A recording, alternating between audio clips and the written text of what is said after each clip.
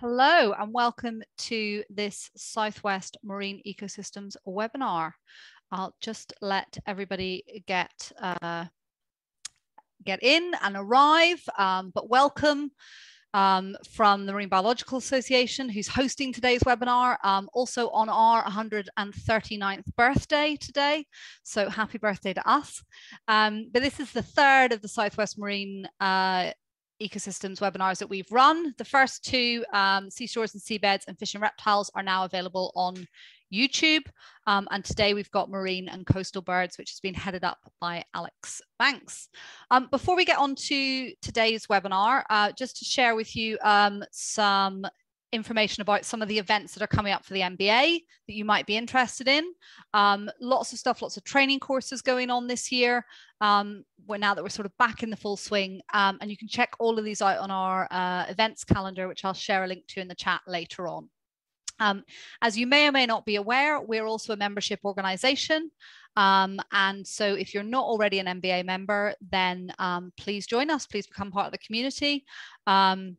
You get discounts on the courses that I just showed you. You get the Marine Biologist magazine quarterly and lots of other great benefits. Again, I'll put a link in the chat if you're interested in that. So on to today's webinar. That's the intended program for the day. And we will be taking questions in a number of ways today. So at the bottom of your screen, you'll have the Q&A function. If you click on that, you'll be able to put a question in, and at different points during today's webinar, different people will be able to type the answers in there to respond to you. If you want to see the response to those questions, you can click on the answer tab and you'll be able to see the response and possibly respond to that if it was your question. We'll also have a little bit of time at the end if people want to ask questions live. So you can either use the raise your hand icon, or you can put a question in the Q&A at the end, and that'll be one that we'll do live. If you want to share any observations that you've made, you can pop those in the chat, because the chat will go back to the Southwest Marine Ecosystems group at the end of this.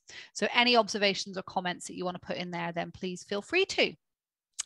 So our very first presentation today is going to be by Claire Smith, who's not able to be in person. So I'm going to share with you just as quickly as I can the presentation that she's pre-prepared for us. And then I'll be handing over to Alex.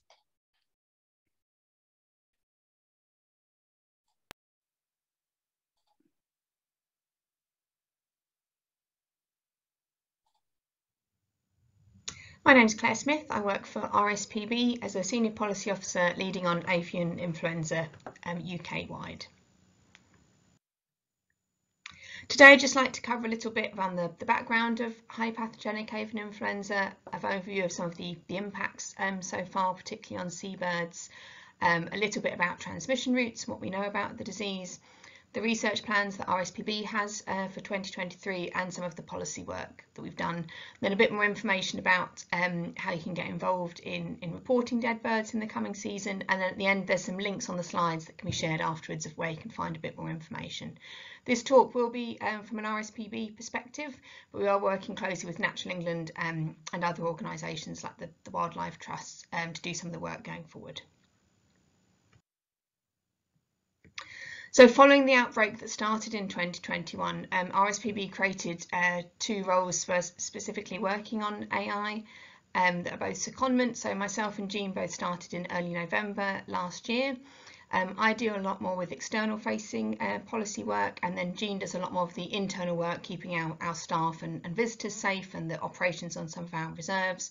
And also Jean deals a lot more with data flows, so both our internal and external data. So if you have any specific data queries, then do get in touch with Jean. So the first signs of this outbreak of H5N1 started in summer 2021, when we had grape skewers affected on some of the islands around northwest Scotland, which was really unusual. H5N1 has been in the UK since 2006, but we've usually just had a handful of cases over the autumn and winter, both in wild birds or in poultry units. So since 2020 is really when this outbreak took off across Europe. We then had a very well publicised mass die-off of Svalbard barnacle geese on the Solway over winter 21-22. Over 13,000 birds dead, which is approximately a third of this flyway population. But we haven't seen another outbreak in that population this winter. Then over last summer 22, we saw tens of thousands of seabirds dying really across Scotland. So things like terns, great skewers, bonxies, gannets, some of the auks impacted as well, and some gull species. Nature's got set up a specific email and an inbox to try and capture some of this mass mortality, and they had over 22,000 dead seabirds reported to that. Specifically as well, we had over a quarter of the roseate tern colony at Coquette died during 2022, as well as hundreds of adult sandwich terns. I've got a photo of that later on in the presentation. In the Moray Firth, we had big impacts on some of the common terns and some of the tern rafts there. And we've had some really population level impacts on things like great skewers and also gannets. So there's a paper published on the losses of the Fula population. And at some of our RSPB reserve, we recorded thousands of gannets dead at Grassham and also at Troop. And there was also some well-publicised photos of the impacts on the Bass Rock. Also at Bempton, we know we had some big impacts, and also guillemots and kittiwakes on Rathlin Islands. A lot of these numbers are approximate because it's just really hard to count dead birds at lots of these colonies. Lots of birds would fall off into the sea. There was an all stop and a lot of monitoring in some areas because obviously people were very concerned about going into some areas, so some areas weren't counted. We also know from across Europe there were big impacts, particularly on sandwich terns in the Netherlands. And for those of you who hadn't seen some of these impacts, these are some photos from Coquette and also from Shetland.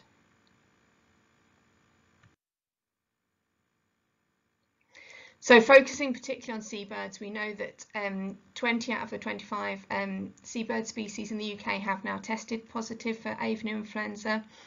Over the last winter of 22-23, we've had big impacts on Islay with losses of Greenland barnacle geese. And then there's been a more sort of diffuse impact across the UK. So lots of swans, geese and herring gulls have been impacted UK-wide. Raptors have also been impacted, so particularly buzzards and peregrines across the UK. And in 2023, we've got probably half of the total number of peregrines that tested positive in 2022 have so far tested positive in 23. There's also been impacts in game birds and in game bird releases, and a total of 69 species have tested positive so far. There's been recent reports in this year of black-headed gulls impacted across Germany, Belgium and France, and just in the last week there's been reports of dead birds at Rutland.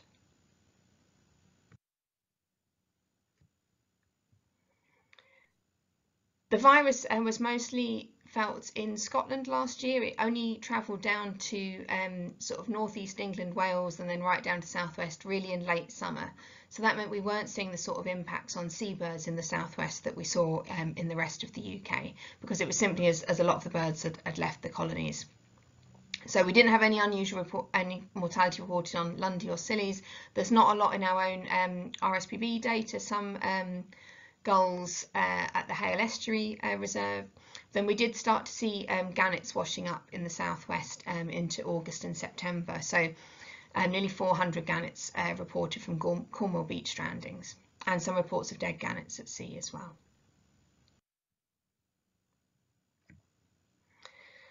So we know that this particular strain of highly pathogenic avian influenza mutated from low pathogenic avian influenza virus in intensive poultry operations in the mid-90s, and then spread to wild birds, and then obviously has spread around the flyways around the world. And there's been several conversions. It wasn't this just happened once and then spread. There's been conversions backwards and forwards. And we know that 36 out of 39 of the conversions from low pathogenic to high pathogenic have happened on intensive poultry farms. So it is the worst outbreak ever experienced in the UK and globally. And one of the things that's made its difference is that it is now occurring sort of through the year and not just in the autumn and winter. It's reached South America for the first time. That happened in November, and now only Australia and Antarctica are the continents that it hasn't reached worldwide. There's three main routes of infection, so through ingesting sort of mud and water that might be impacted, through predation, and then also through secretions that birds will obviously be exchanging if they're in close proximity to each other. So either if they're breeding closely or if they're in winter feeding or for sleeping roosts, that they'll come into contact with each other. And it likes cold, wet conditions, and there's some evidence that it can prevail for quite a long time in cold, wet conditions. At the moment, there is a new gull clade which is prevalent, and that's why we're seeing bigger impacts in gulls. And there has been a lot of media coverage of it being prevalent in mammals. It has been tested. Mammals have tested positive for HPAI since 2021 in the UK, and there is data available on the DEFRA website about which mammals have tested positive. Most of the mammals that have tested positive UK and sort of globally are dead-end hosts, so the virus is not then in a state that it can be passed on mammal to mammal. But there has been some possible mammal-to-mammal transmission picked up in a mink farm in Spain.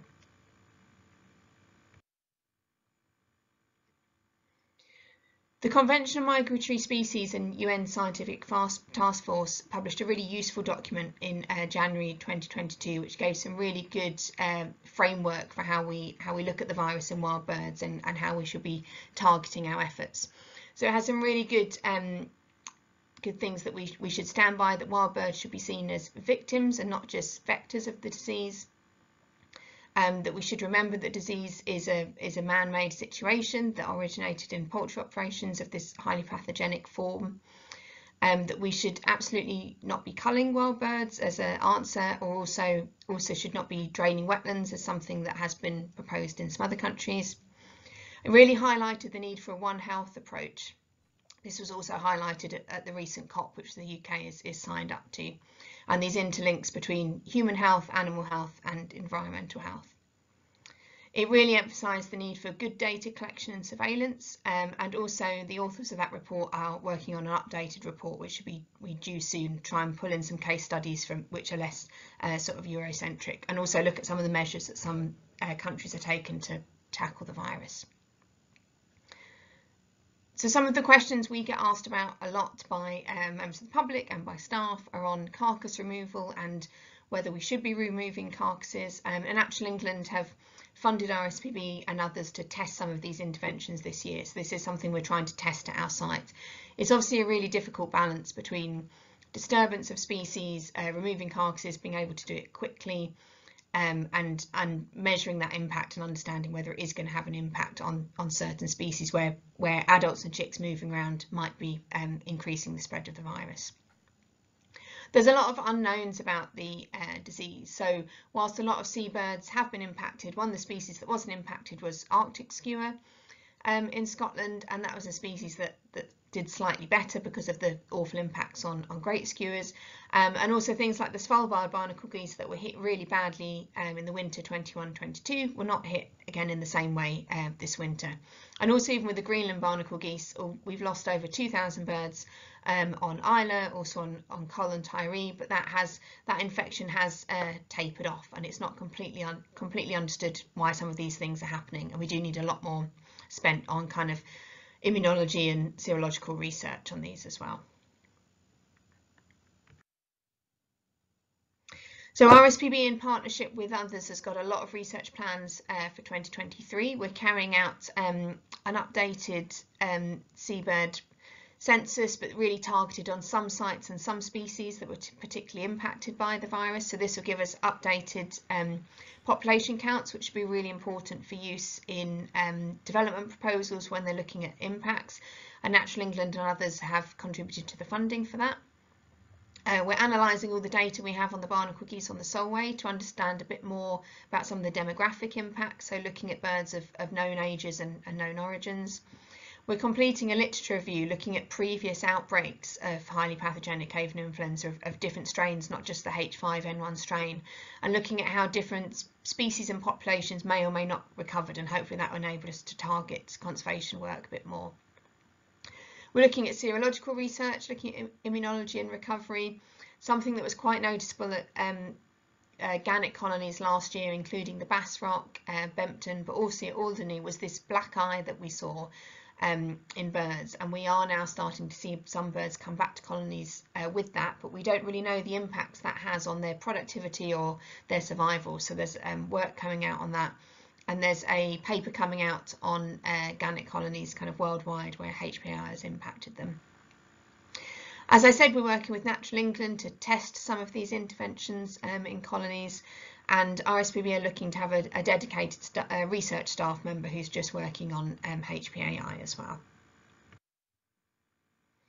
In terms of my role and what I'm trying to push the UK and the devolved governments to do, we need them to acknowledge much more that HPAI is a major threat to wildlife. A lot of the issues we have around knowing how populations have been impacted and on getting wild birds tested is that all of the testing is set up as an early warning system for poultry. It was never really set up. It's never set up or designed to understand the impact of this disease on wild birds. There's a bit of work to do there. We're pushing all the UK government and the devolved countries to produce national response plans for HPAI in wild birds in each country, and just this week the England and Wales updated mitigation plan has been published by DEFRA, so that's available on the DEFRA website. We want much more effective monitoring, surveillance, research and reporting systems, and we have been working with Natural England to get our staff set up using the EpiCollect app and webpage as well, and that's available to some other organisations to use at key sites to be able to record excess mortality. And we've been pushing for clearer guidance on carcass collection, testing and serological analysis. We want much more resilience building in vulnerable populations such as seabirds, so things like the recent consultation on closing sand eel fishery in England is really welcomed, but we need to see that happening across the other UK countries as well, and we need to see more work on dedicated conservation measures for seabird species and others. RSPB is continuing to call that the moratorium on game bird releases is extended whilst HPAI is with us, and that's not just for pheasants, that would be for mallards as well.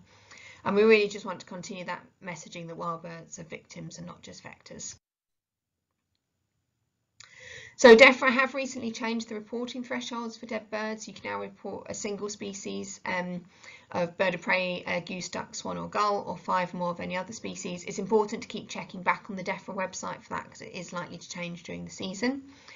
As I said, we are working with Natural England to do more on mortality reporting. If you're not based at a particular site, you can use Webs and Bird Track to report your dead birds, but please also report things to DEFRA for testing. And we're also working with Natural England to ensure that some of our staff are trained to take swabs from dead birds as well, to just increase the amount of tests that can go through the lab at Weybridge.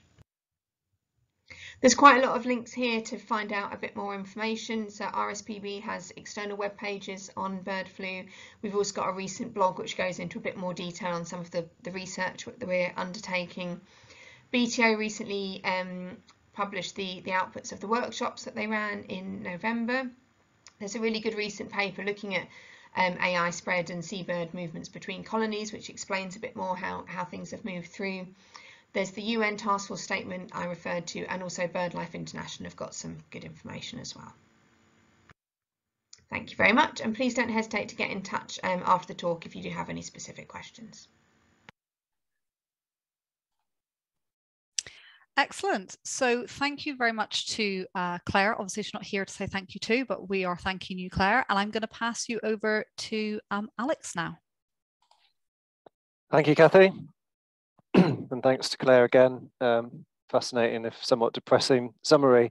As Claire says, in the Southwest, we seem to have escaped the worst of it last year, but we're all anxiously waiting for this breeding season to see what numbers are looking like and indeed what might be happening this year.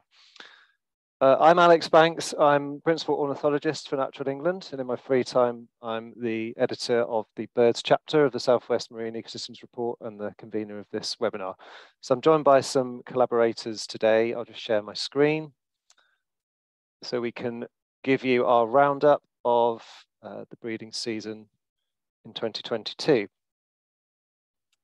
I'll introduce each of the members geographically. So from Dorset, unfortunately not with us today, is Richard Archer of the RSPB, joined by my colleague Ruth Porter from Natural England to cover Strait Point in Devon. Rosie Ellis is here, the Lundy Warden, and we have Mark Grantham from Cornwall Birdwatching and Preservation Society.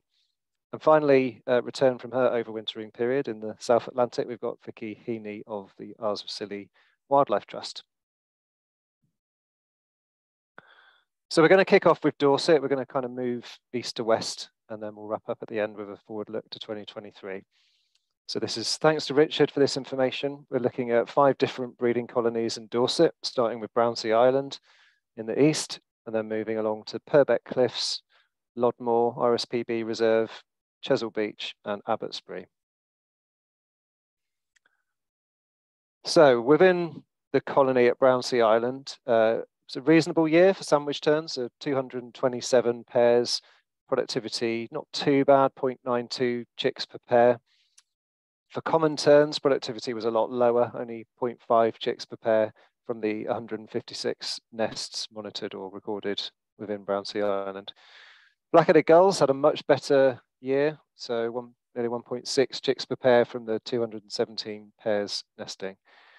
And likewise, great blackback gulls did pretty well, so 1.13 chicks per pair from the 16 pairs within Brownsea. At Lodmore, the numbers of common tern were slightly up from 2021, so 64 pairs compared with 50. AON there stands for apparently occupied nest. But productivity was down, so 1.6 chicks per pair in the previous year and 0.86 this year. However, that trend was reversed at Abbotsbury, where there had been some habitat restoration work. So in 2021, Abbotsbury had 25 pairs of common tern, and that rose to 100 in 2022. Productivity also rose from 0.8 to 1.2 chicks per pair. So evidence of that habitat work has borne fruit immediately. There are no figures, unfortunately, for black-headed gulls at Lodmore, but at Abbotsbury, 25 pairs, raising about 2 chicks each, which is really high productivity, and that was quite similar to the figures we saw in 2021. We will be trying to move more towards trend-based reporting for Southwest Marine Ecosystems birds. So although we've just got 2 years here, there's a background operation underway to try and generate more trend information in future. And we do have it for some of the other sites, as we'll see. So Chesil Beach has a little tern colony, the only little tern colony we have in the southwest. It's very intensively managed by RSPB, including volunteers that do 24/7 watches at the site. It was a good year for that colony. There were between 40 and 49 pairs, which compared with the 48 in the previous year. However, in the previous year, productivity was really low, only 0.05 chicks per pair, which I think equated to about 3 chicks in total, mainly because of predation from kestrels. And for reasons that I don't have the answers to, this year there weren't any, there wasn't the same level of kestrel predation, which meant that the little terns are able to get many more chicks away, and between 1.1 and 1.6 chicks per pair from the colony, which I think is a kind of recent record. So a really good breeding season for that site, and it shows that where we can get that intensive management in place, it can be really effective. This slide is from Sophie Lake at Footprint Ecology, who monitors the Purbeck Cliffs. This is the sort of trend information we're trying to get. We might not go back to 1964 like this data set does, but this is, I think, really demonstrative of the power of the data that we can collect. What we can see from the Purbeck Cliffs is that in 2022, there were more razorbills and guillemots than had ever been recorded at that site over the last 60 years or whatever it is. So yeah, really a good season for those species. Herring gull numbers have been declining over the last 5, 6, 7 years. A slight bounce back, and we'll have to see whether that represents anything of a long-standing change or just a temporary thing. As you'll probably hear throughout this talk, poor old kittiwakes have done very, very badly. As you can see, the purple trend there, since the early 80s, it's just been going in one direction and petering out almost to nothing.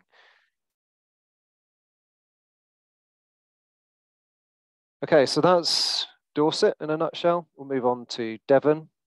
So I'll start and then I'll hand over to Ruth and then Rosie. So the colonies we've got data for in Devon are Straight Point, just to the south of Exmouth, We've got counts from the Orstone in Torbay, from Berry Head, and then a couple of stretches in the South Hams, Bolt Tail, and the stretch along to Sawmill Cove. And then Rosie's going to tell us about Lundy. So at the Bolt Tail and Sawmill Cove sites, the main species of interest there is shag. We had 20 pairs from Bolt Tail and 24 from Sawmill Cove. So locally, these are relatively significant numbers, probably down on what we would have previously seen, but nonetheless, not too bad. And we don't get productivity information from these sites, just counts of adults. And in Torbay, we have long-running data for guillemots. So numbers are a bit up and down. There was a peak around about 2010. Some of that might be due to methodology because there were some methodological issues with that site. But in a typical year, there'll be between 600 and 800 guillemots using that site at Berry Head, and that's indeed what was found in 2022. The Orstone, 90 individuals, so that's the larger of the two rocks in the top right picture. That was down on, we've had 300 there in 2021 and 2017. Sometimes you can't always see all of the rock if you're trying to count it from the land. You can kind of approximate the distance there. We might be able to get a boat out there this breeding season, but anyway, 90 individuals means that the colony is still there in some capacity. Okay, so that's it. Very quick rattle through Dorset and mainland Devon, apart from Strait Point. So I'll hand over to Ruth if you're there, Ruth. Yep, can you hear me? Yep, can hear you. Hi. Yep. Okay. Yeah, I'm just going to give an update on the Kittiwake monitoring that Alex and I do at Strait Point in Exmouth in East Devon. So, oh, can you move the slide on, please, Alex? Sorry, I forgot. So each year for the past 5 years, Alex and I have carried out a count at this colony. You can see there's count in the table there, there's count back in 2000 of 155 AON, and then an odd one in 2014. And then since 2018, Alex and I have done it every year. In 2020 and 2021, we had two quite high counts relative to the other counts that have occurred at this site. And then last year, there was a slight decline in the count to 188 apparently occupied nests. Okay, move on, Alex, please. So as well as doing the counts at this site, we also monitor the breeding success. So this isn't the whole colony in this picture. We take a sort of snapshot of the colony, and it's separated into these 3 plots. So for the past 5 years, we've monitored the 3 plots here. If you can move on, please, Alex. This is a summary of the data from the breeding success for the past 5 years. So plot 1, which was the one nearest to the land,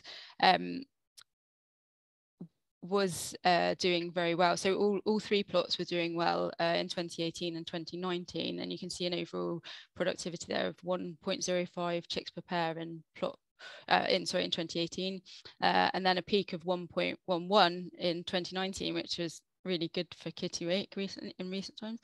And then something started happening in 2020.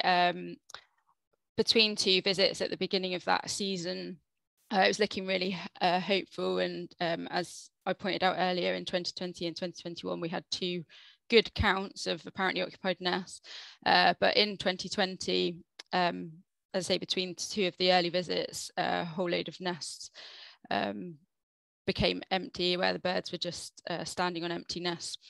We ended up with productivity of 0.44 that year. And since then, unfortunately, it seems to be on the decline. And last year was a particularly bad year, where plot 1 recorded no chicks fledged, and same plot 2. And then plot 3 managed to fledge some chicks with 0.8 productivity. So overall, a productivity of 0.29. I can move on. Yes, please. Thanks. So this is just a sort of visual way that I've presented the data. So this is each of the nests that we've monitored. In so the green dots represent nests that have successfully fledged chicks. The red dots are where a nest has failed, and then the yellow dots are where there's a trace nest, so where an adult bird is sort of holding the site but not actually built a nest. I've just blocked out that left side of the image, as in 2018 there weren't any birds nesting there, and this is a sort of updated photo, so it looks like there are birds there, but they weren't there in 2018. So you can see from this sort of visual that in 2018 there were lots of successful green nests. And if you just flick through, Alex, 2019 again, you know, a good year. I introduced the black dots here, which show where in the previous year there was a nest present that then wasn't present in this year. And then move through 2020, you can see there the number of nest failures with the red dots represented, and then on again. So then in 2021, as I say, we'd had a good colony count. The colony had expanded, and when we went and did the count on the 7th of June and had the good number of apparently occupied nests. However, I actually set up the plot a bit late this year on the 24th of June.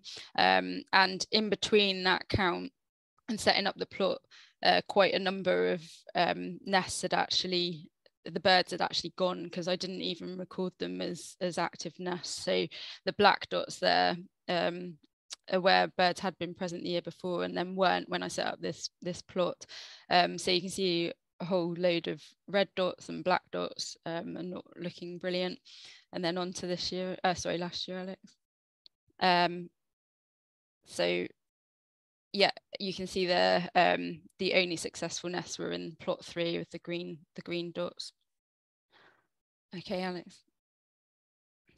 So we're not exactly sure what's going on at the colony, but some nests still fledge 3 chicks. So the sort of observations don't seem to be pointing towards food source issues or anything. In 2020, I'd seen peregrines around, and we were sort of wondering whether there was any predation going on from peregrine. But then last year, on a couple of occasions, I actually witnessed raven jumping in amongst the nests, and you can see there a couple of shots that I got at the colony, and that sort of bottom right shot of the empty nest there, when the raven came, obviously the birds just flew off, and it was just hopping in amongst the ledges. So suspecting that there could be some predation going on. There was also on another occasion crow down there. So yeah, if you move on, please, Alex. So that's just a summary of what's happened over the past 5 years. Obviously hoping that miraculously it might be different this year, but fingers crossed that things change, but we'll wait and see. Thank you. Thank you, Ruth. Yeah, I think it's just worth pointing out as well that that site, Straight Point, is not protected, so it's not a site of special scientific interest or a special protection area. So there isn't any active management at the site. Ruth and I are racking our brains about what we could do to try and try and stop this sort of thing happening. But I don't think there is very much we can do. But if people have ideas or have tried things in other places, then I think we're open to suggestion. Okay, thank you, Ruth. Rosie, are you there?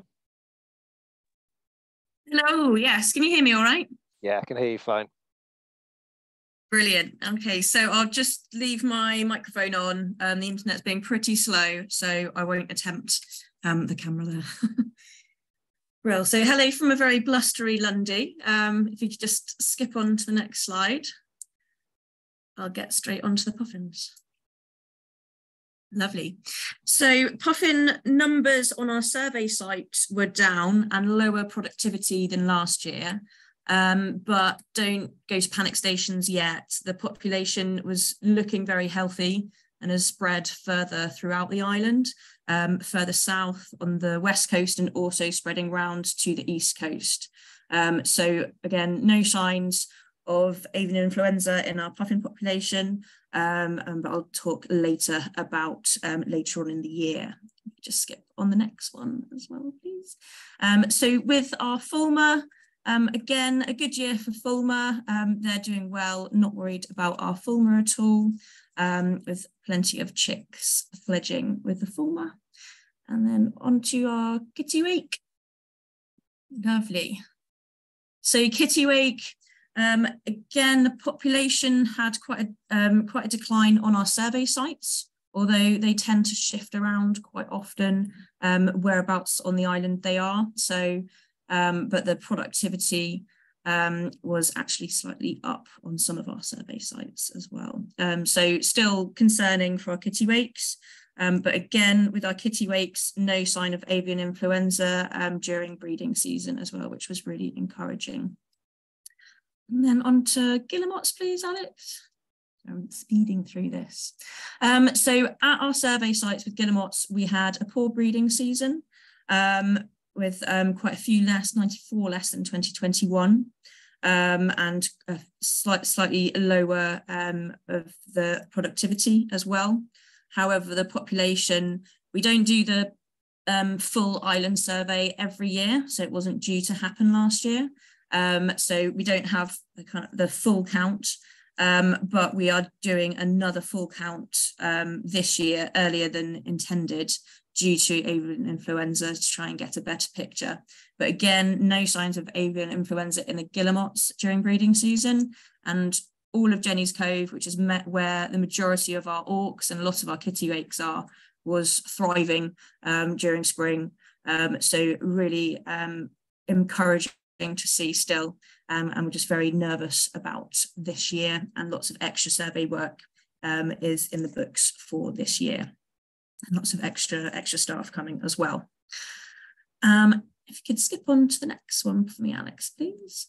So we had some extra survey work last year for our large gulls, and with the help of Paul St. Pierre from the RSPB. So this is a pretty damning graph with a first glance, when you first look at it. So really concerning with all of our large gulls, including great blackback.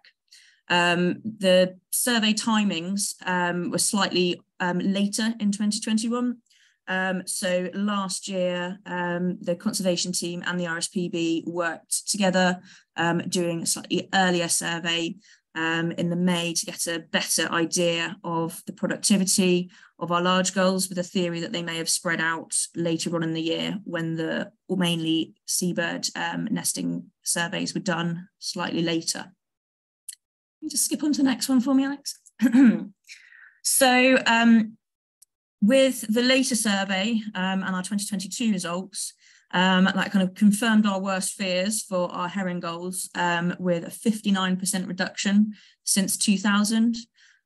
We think this is to do with predation, and we have a researcher coming this year doing a master's specifically on some behavioural issues which may be affecting these declines. And she will also be studying our lesser blackback. If you could just go on to the next slide for me, please, Alex. Can you just go on to the next slide for me, please, Alex? I think it's just a bit of a lag, Rosie. Oh, okay, sorry. Okay. Oh, thanks. Cheers. So our lesser blackback, even more disastrous, so a 73% decline since 2000. So again, we're having some research done this year to do behavioural studies, again, thinking if it's to do with predation. But we shall see. During the breeding season, we didn't have any reports of signs of avian influenza, although there was a large group of the gulls on top of the island really early in the season, indicating that a lot of nests had failed early. So only time will tell, and hopefully we'll get a better handle on it this year, what's causing this big decline. And if you just skip on to the next one for me, Alex, thank you. So less dire for our great blackbacks. So actually the earlier survey work showed that actually it's fairly stable, if anything, an increase since the 2000 survey. So not as concerning at the moment for our great blackbacks. Brill, if you could just skip on to the next one, lovely. So just a look forward to the year.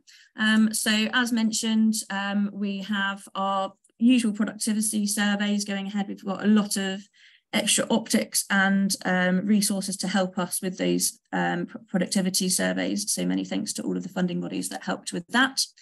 And then again, we're going to add to our usual productivity surveys with herring gull and lesser black-backed gull that we haven't done in previous years. We are due our big Manx shearwater survey. Thanks, Mark, for the bird observed Tuesday. So we're due our big Manx shearwater survey. So we will be welcoming the RSPB and Natural England for that very labour-intensive survey. And we really look forward to the Storm Petrel survey results as well. Fingers crossed for some positive news on Storm Petrels as well since the last survey that happened. Well, right, thanks very much, Alex. Thank you, Rosie. That was great. Thank you. Bit of a mixed bag, isn't it? But yeah, we'll see what. Oh, and I just a note to say thank you to all the participants for the Marine Festival as well. Yeah. Nice. Okay, thank you very much. So we're going to move west now into Cornwall. Hello, Mark. I can see you. So you ready? It's a good start. Hi, Alex.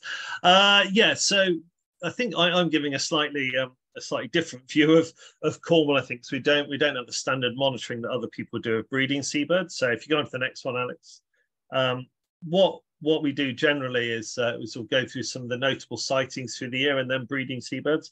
But obviously, I think I was going to take this slide out, but then as people mentioned, black eye in gannets. So yeah, gannets was the species that was hit hardest in Cornwall during last autumn. So significant numbers of birds washing up dead on beaches, but also these kind of unusual behaviours. So gannets on walls, outside churchyards, in broccoli fields inland. And in all of these cases, you can see that birds have these kind of dilated black eyes. And that's one of those, as people have mentioned already, one of those identifiers that birds are suffering from bird flu, but are actually still alive. So I won't dwell on that too long though, because we've already talked about bird flu, but that just gives a good example. So some of the sites that I'm going to mention, some are sea watching sites and some are breeding sites. So the two key breeding sites for a few species are perhaps Mullion Island and Lew Island, which we'll talk about in a minute. And then the others, or most of the others, are sea watching sites, so places like Gerrans, Lizard Point and Porthgwarra. So we'll go into those in a bit more detail in a minute. Next one, Alex. So just going through some of the counts of some of the key seabirds for us in Cornwall. And again, a lot of this is a little bit depressing because a lot of these counts were actually quite low.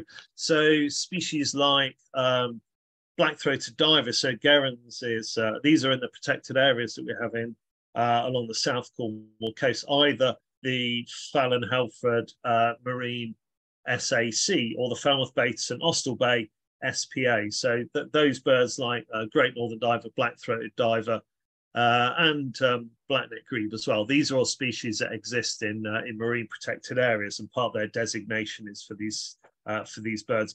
But obviously, you can see that quite a few of them have, we've had quite reduced numbers of these birds over last year, over both winter periods. Next one, Alex.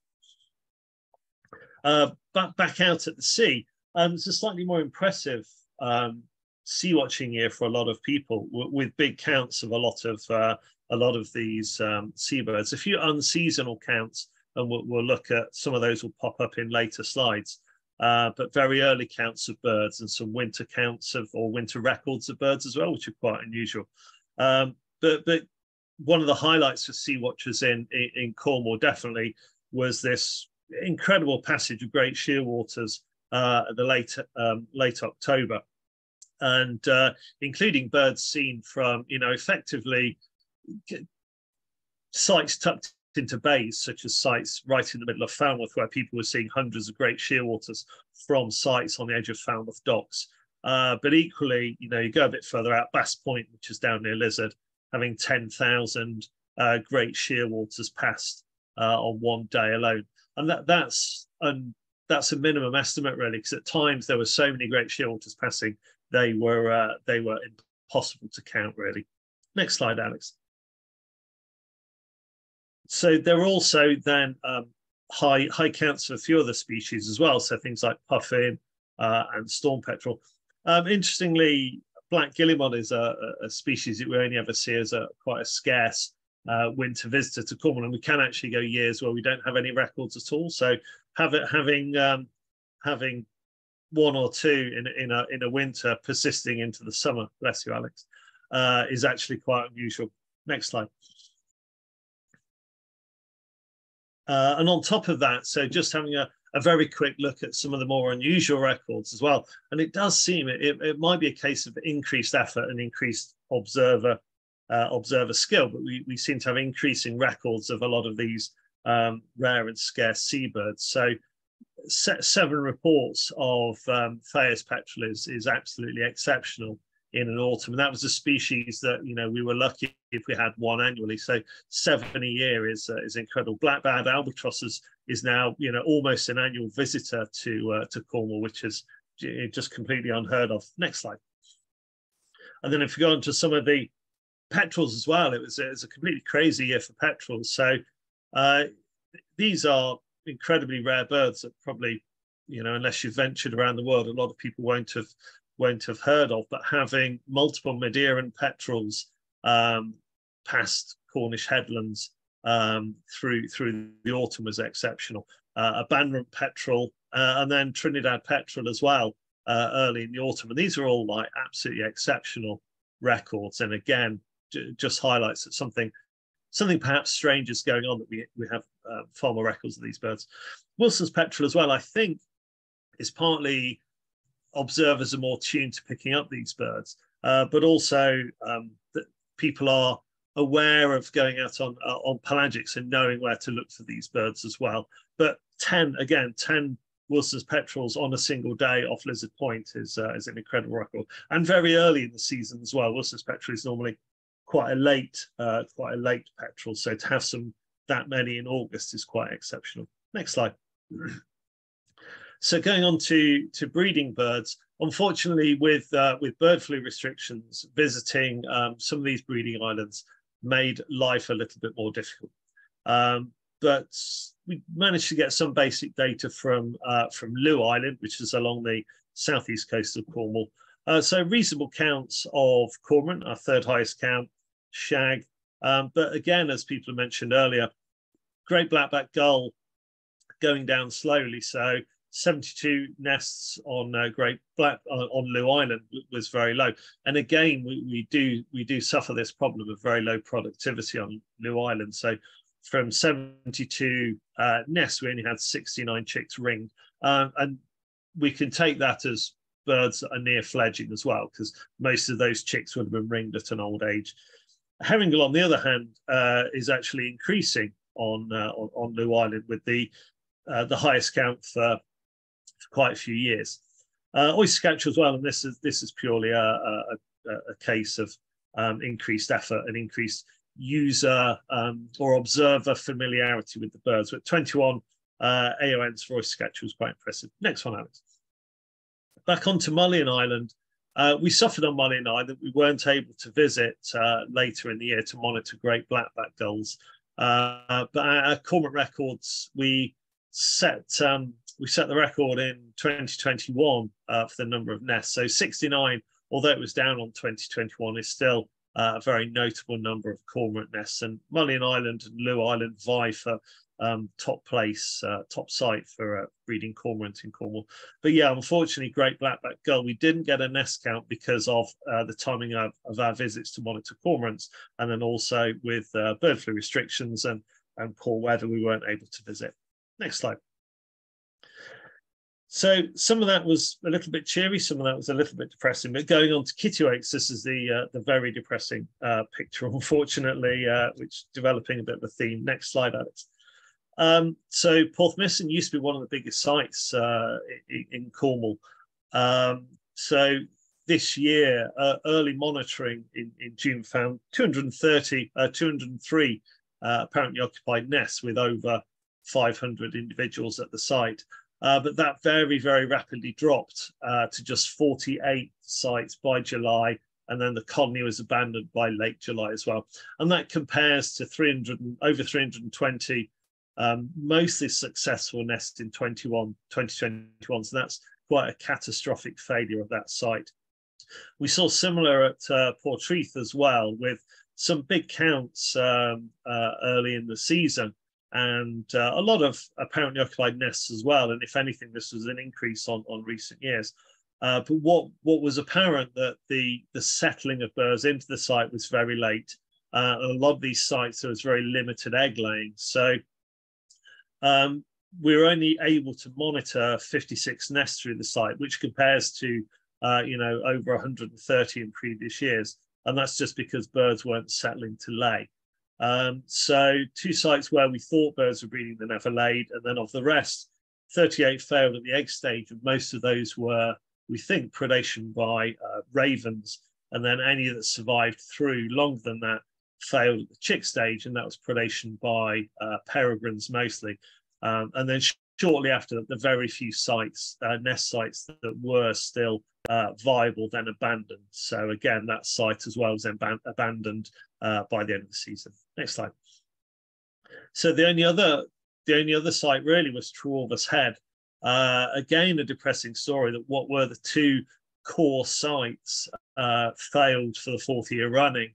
Birds are still in attendance at these sites, but failed completely. So the newer site at what we call Trequeen's Orn, very small number of nests, and again, fledging no chicks. There was a new site occupied slightly further along the coast, which had at least 25 nests later in the season. But unfortunately, it's a site that we didn't really pick up on until late in the season. So there may have been more sites, more nest sites earlier in the year. But of those, probably most birds were successful. There's a little bit of information on there on some of our colouring sightings as well, but I won't go through it all. Next slide. So we do share a lot of our kittiwakes with our nearest other colony, which is in France. So birds of wee-rings as chicks in 2016, 17, and 18 were found breeding at Pont de Raz and Pont de Van in 2022. And there's also this big mixing of birds. So birds that we've ringed as breeding adults at Trewalvers and have been regular breeding birds at Trewalvers have now switched over to France as well. And this is quite a common thing that we do see, this changing of birds between UK sites or Cornish sites and French sites. And we've seen it both ways. And I think a good example is, the bottom example of chick-ringed Ongue on the Isles of Scilly in 1996 that we colouringed as a breeding bird at Trewalvers in 2015, bred locally with us until 2019 and has now been breeding in France for the last 3 years. So it's now a good 26 years old, which is getting up to a UK longevity record. Next slide.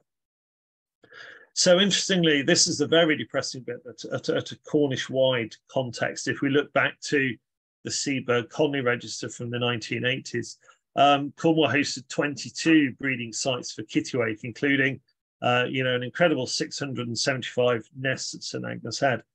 Fast forward to Seabird 2000, and that was down to 12 sites, but still very healthy, almost 1,200 nesting sites at Towan Head in Newquay. Fast forward to 2012, there were just 4 sites.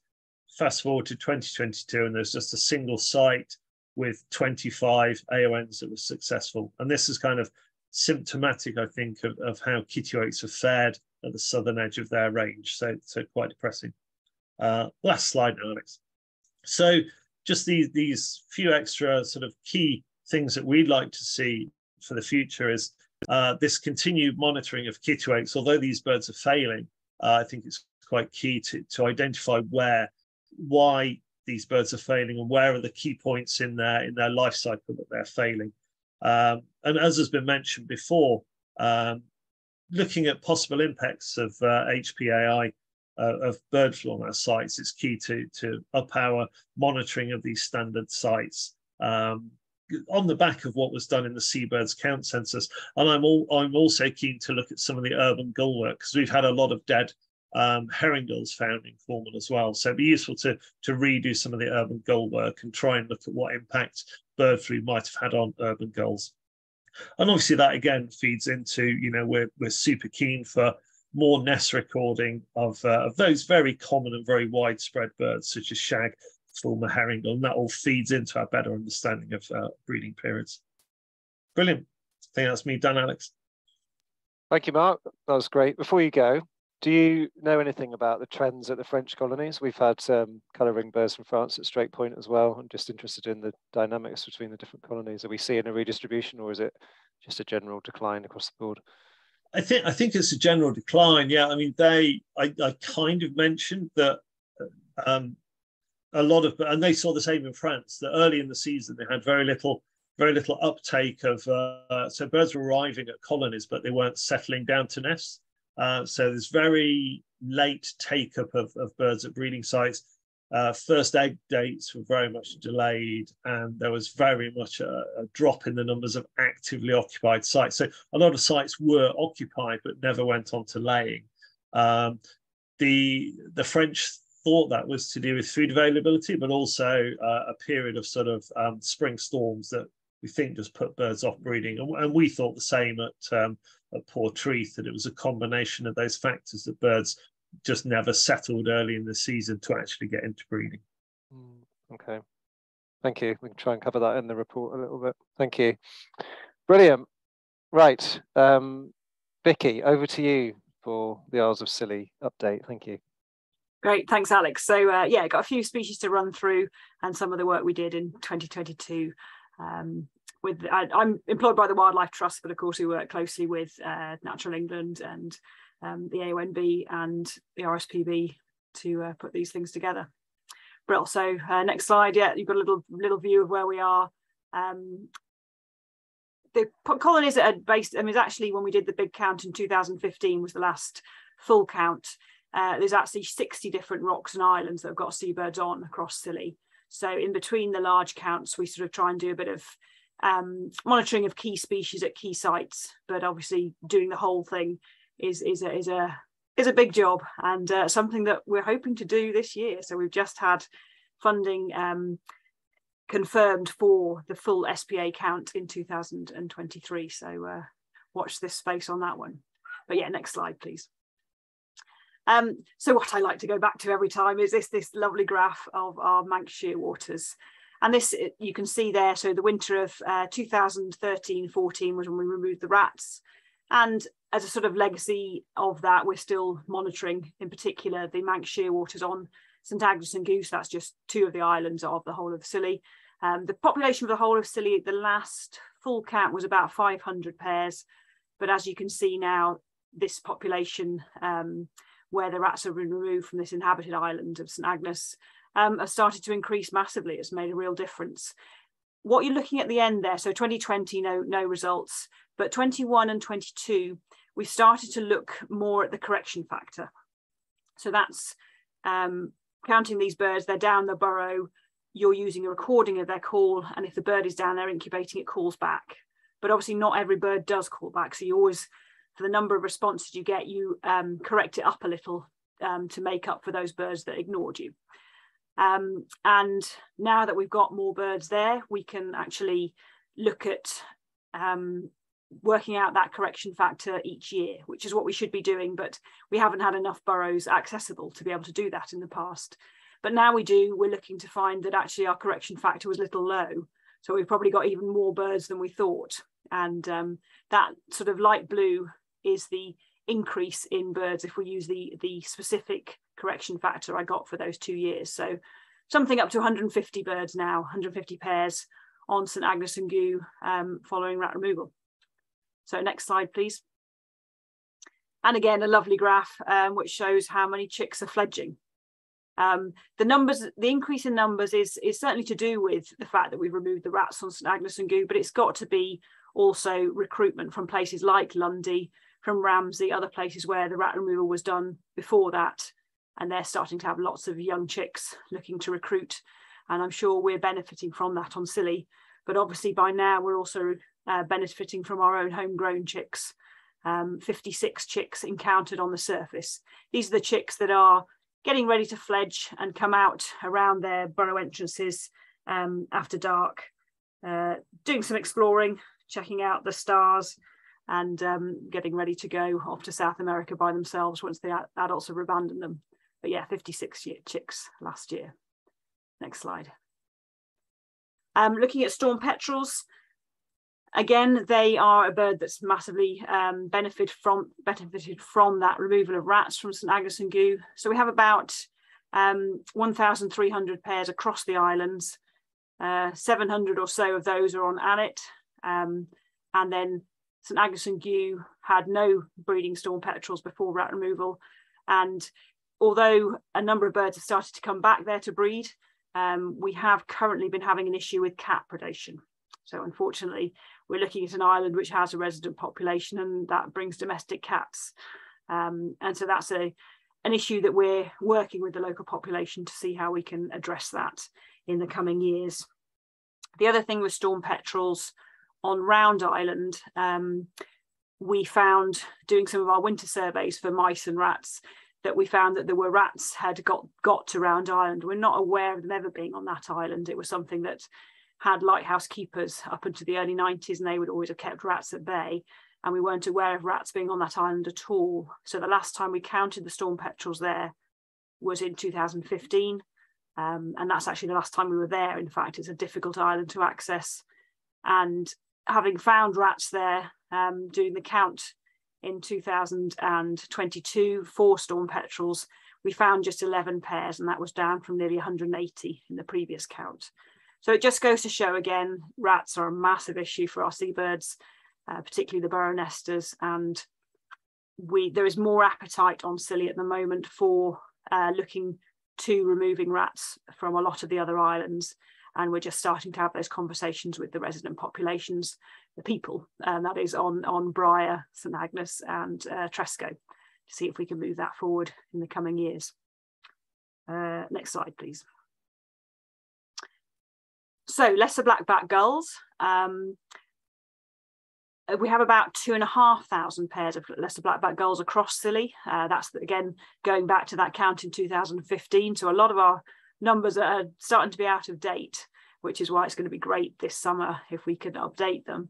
But one colony that we look at every year is on Goo, and it's been pretty stable at about 400 pairs. And that was, again, the case in 2022. And I think next slide, I've got a picture of, so this is one of the orthomosaics. So I know a lot of colonies now, people are starting to use more the drones for their counting of ground nesting birds like gulls. And so we were able to work with a local contractor on Goo, and again did that. So it's lots of photographs taken at about 30 meters height, which doesn't seem to bother the gulls here, the lesser blackbacks on Goo. And it takes a load of about 800 photos over an hour and a half, was it something like that? And then it puts them all together, or they're knitted together with software to do this orthomosaic, which when you can zoom in on this, it's very detailed and you can see individual birds on the nest. So what I've done there, those red dots are where the birds are. The little blue polygon there is an area that we counted as well on foot, looking at our old methods, which was to have people, maybe 6 people walking in a row and counting the nests between them, and then sort of swinging back and covering the area like that. And comparing the two methods, we found that the numbers actually are pretty similar. So in that box there, I think it was just over 100 nests, and the counting on foot found more nests that were tucked in under vegetation at the edges, but then the drone coverage, although it might miss some of those nests, it picked up outlying nests that are deep in the bracken or the gorse that we didn't get to on foot. So I think with the big count this year, we'll again compare both methods, but hopefully be using more of the drones going forward. But yeah, like I say, lesser blackbacks doing well numbers wise, and actually had quite good productivity this year as well. And again, the drones were really useful for, they detected more chicks than I can from my vantage points. So that was important. Yeah, next slide, please. So herring gulls.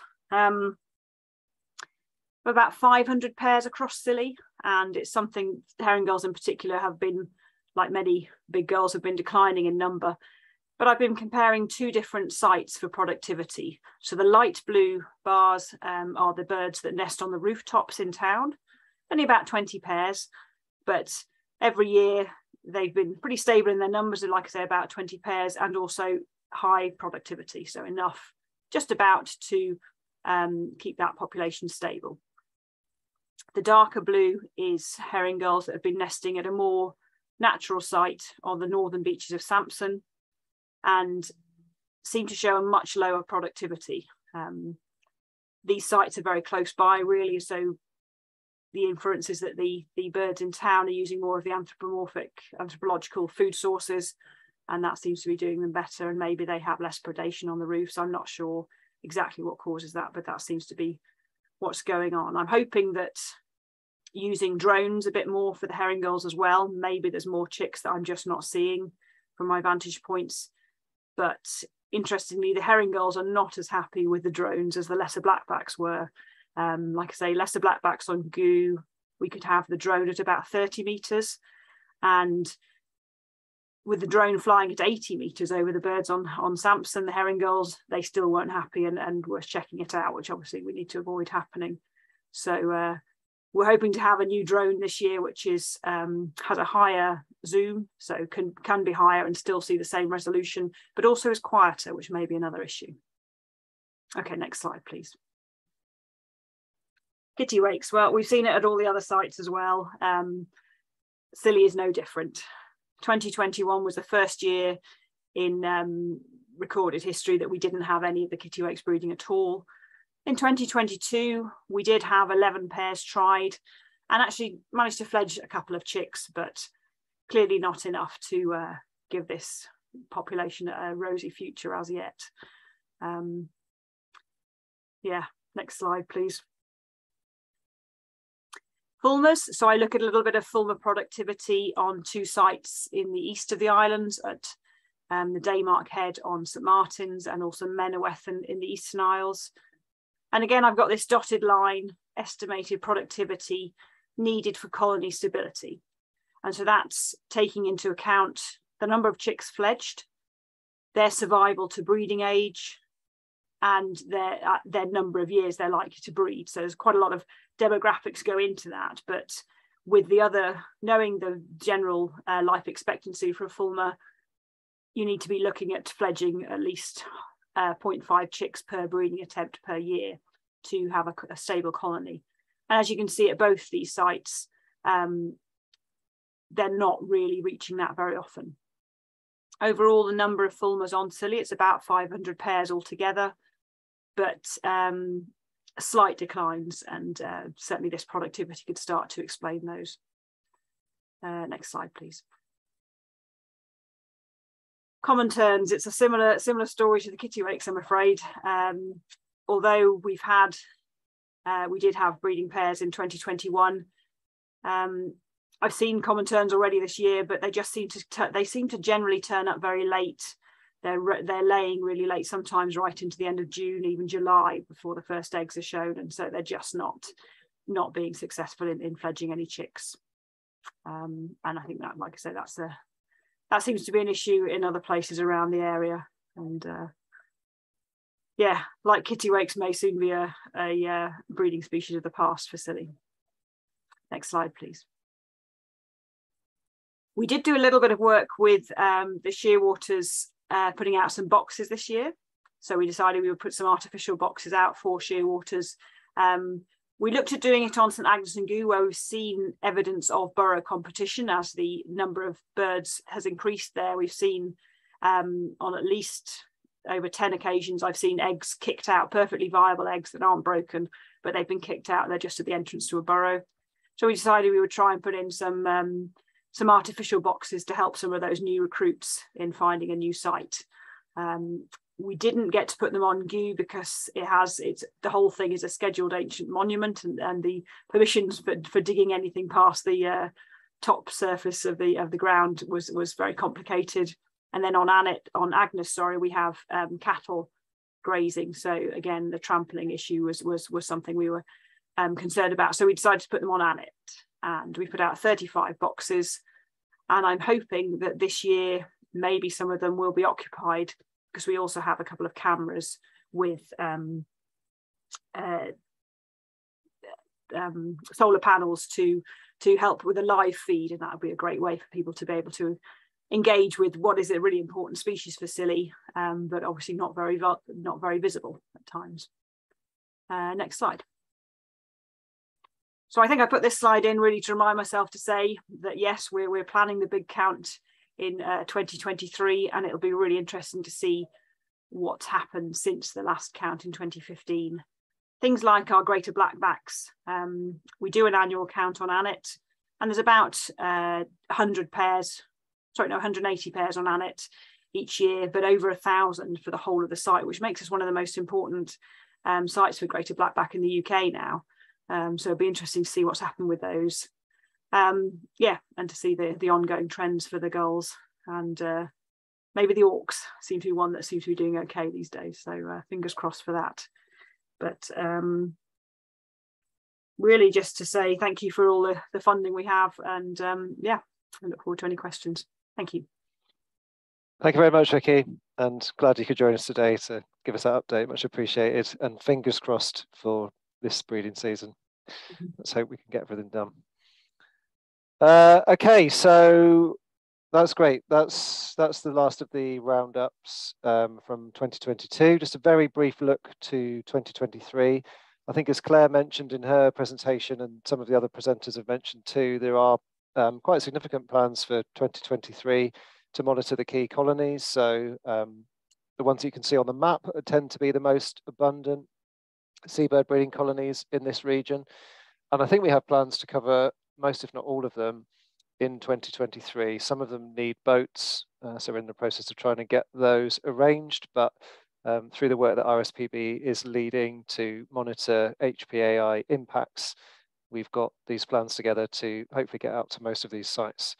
And I guess our hope is that if we can make that happen, then we might be able to get more long-running studies at some of the more difficult to access colonies around the southwest, and therefore bring them into the regional roundups that we have each year through the SWME process, which would give us even more power to describe what's happening. But that isn't to say that there are not sites that we would love to receive data from. So if you know of breeding sites close to you that you could monitor, even if it's just one visit to count nests once in the season, you can now go into the Seabird Monitoring Programme database, which has been taken over by British Trust for Ornithology in the last 18 months or so. You can just Google Seabird Monitoring Programme database, it should come up, or you might be able to read that address there. You can zoom right in to whatever spatial scale you like, and it will bring up the sites in that area, and you can see most of the time whether they're vacant or whether they need volunteers.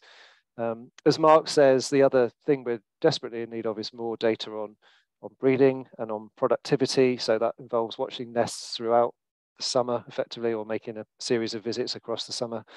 And if you think again that you could contribute to some of that, then my email address is later, and we're always keen to hear from new people who want to get involved in seabird monitoring, or indeed want to help with presenting the results. One final thing to mention: on previous webinars over the last few years, probably heard us talk a little bit about the National Seabird Census, which concluded in 2021, and the results of that are due to be published later this year. So there will be a book coming out, which will be fantastic, that brings together all of the information collected across the 6 or 7 year monitoring period. Of course, as Vicky says, some of it's already going out of date, and with HPAI, some of it, I guess, is going to look quite different, but nonetheless, I think it will be a great read, and it will provide another milestone in the series of seabird censuses that we've had in the UK. So I just wanted to make one final point about non-breeding birds. Mark does a great job of pulling together the key observations out for non-breeding seabirds and some of the divers and sea ducks. We could do that for other regions too. It'd be interesting to know what people would like to hear about and what they think would be of interest when we're thinking about interactions with the other taxa that are reported through the Southwest Marine Ecosystems process. Some of the non-breeding coastal birds we have absolutely tons of data for. So things like the Wetland Bird Survey tend to have counts at most sites each month. So you know, there's almost too much data for us to know what to do with it for a forum like this. But it would be good to get people's views on what they'd like to see, and we can try maybe to bring some of that into future presentations. But I thought it would be interesting just to touch on one thing. So we're in the Southwest, we are obviously closer to the continent than other parts of the UK, and that means that when we start to see range changes from the south, we're often the ones that experience them first. And that's recently being seen in this species, glossy ibis. So its usual range is around the Mediterranean and southern France and places like that. But as climate has changed, we've started to see more and more of these birds appearing in the Southwest, not always at the coast, but quite often they are. So these are the Webb's counts for glossy ibis over the last 5 years, well, to 2020 anyway. And you can see that 5 of the 12 top sites are in the Southwest, so places like the Camel Estuary, Marazion Marsh, Severn Estuary, Tortoridge. The birds are appearing more and more regularly, and these are just on Webb's counts, and these are done once a month. I know, for example, there were 9 glossy ibis on the Lower Otter last winter or last autumn. So yeah, what you're seeing here is just a snapshot of the changes that we're seeing in species like this. I don't think we've got any confirmed breeding of glossy ibis in the UK yet, unless anyone can correct me, but we're definitely seeing more and more of them. So I don't know, this is maybe the sort of trend that would be of interest to the group that we could look to do more of. But anyway, I thought it was quite interesting because if you looked at this Webb's table for 2000 up to about 2005, all of these would be 0. It just was a rarity at that point. So yeah, who knows? Maybe one day, like little egrets, we'll be seeing glossy ibises all over the place. I think that brings us to the end of the presentations. Thank you very much to all of the speakers, and thank you for listening. Keith, I can see your face. Does that mean we've got some questions to deal with? Well, over to Kathy for the moment, just to wrap up questions and so on. Okay, thank you. Yes, we have got some questions. So from Bob Earl, are the gull declines due to food supply? Okay, was that in relation to the info that Rosie was presenting? I think it was. I think it was. I think yeah. You're right. Rosie, are you there still? Don't know if you can. Yeah, I am. So we know that, well, for example, with the kittiwakes, we have a lot of psilocybe, so that indicates there's a lack of food for its support to chicks. And then with the herring gulls, we would guess that, but we do have the behavioural issues with predation by other gull species as well. So this is why we have this master student coming this year to try and pick apart the behaviour of the gulls and if that's the leading factor. But then, of course, it all will interplay, and any lack of food will force them to search for other food, which could be driving the predation issues. So I'm sure that it is a main factor, but it's also the kind of knock-on effects of that. Can I just add to that as well from a Cornwall perspective that our dietary studies of herring gulls in Cornwall and also our GPS tracking of herring gulls in Cornwall shows that they're massively reliant on earthworms and inland sites for feeding. So I don't know how that translates to an island colony, but definitely any bird nesting on the coast in Cornwall is hugely reliant on earthworms in inland areas. So it's not necessarily a coastal problem. Interesting. Yeah, so we do have some gulls that will be like hunting for earthworms as well, and you see them on the top of the island. But it's only a few pairs that I see doing that. A lot of them over the winter particularly will be reliant on us feeding the sheep and just follow the farmer around as well. So it's all these kind of other food sources again that will be affecting affecting the kind of overall productivity. And obviously the kind of bycatch changes as well. I don't know if that's been. Yeah, we can literally see our GPS tagged birds dropping into different inland fields, and they go around as a cohort around different fields, and you can see them following the plough up and down fields. And I think that's maybe the difference, that if you're not ploughing your fields on Lundy, then you wouldn't see that, but it's a hugely common behaviour in Cornwall. And I was reading in BTO News declines in earthworms reported from the studies that they've been doing, so it'd be interesting to see what knock-on effect that might have. Do you, just follow up to Rosie's point, do you see any cannibalism, Rosie? Because it can be quite common in gull colonies that are failing, particularly because of food shortages. Yes, we have, and that's why, again, we're going to try and kind of tie those statistics down a bit more and possibly get some more analysis on the feces to see what's actually going through them as well. It'd be interesting to see what that shows up. Thank you. Great. Have we got any more, Kathy? Yes, we do. Paul Ferris has asked, before I ask Paul's question, actually, just a reminder, if you want to raise your hand or type another question, we can do that. But Paul has asked, what news of the seabird breeding colonies at Ringer Peak, Woody Bay, Kitty Walk, Galeo and Razorbill? Yeah, I can probably cover that. So we haven't got any news is the short answer, because we haven't been able to go and visit it since we covered it for the seabird census, which Reef and I did, would have been 2016, I think, or 17. So the issue with that site is you can't really view it from the cliff because the cliff is so sheer. You have to get out on a boat, and that necessitates money unless the person asking the question, or unless somebody on the call has a kayak and wants to get out there and visit it on a calm day. I understand from Paul St. Pierre at RSPB that there've been some positive conversations with the National Trust, who own some of the land in that area, and I think they're quite keen on picking up some seabird monitoring around that bit of the coastline. So we're hopeful that we could start to get more regular data coming in from that site. But as I've said, about the other sites as well, if people are keen, get in touch with me. We can connect you with what else might be happening and hopefully keep the flow of data coming in a bit more regularly. Excellent. So that is it for questions at the moment, unless anybody has got any else or would like to raise their hand.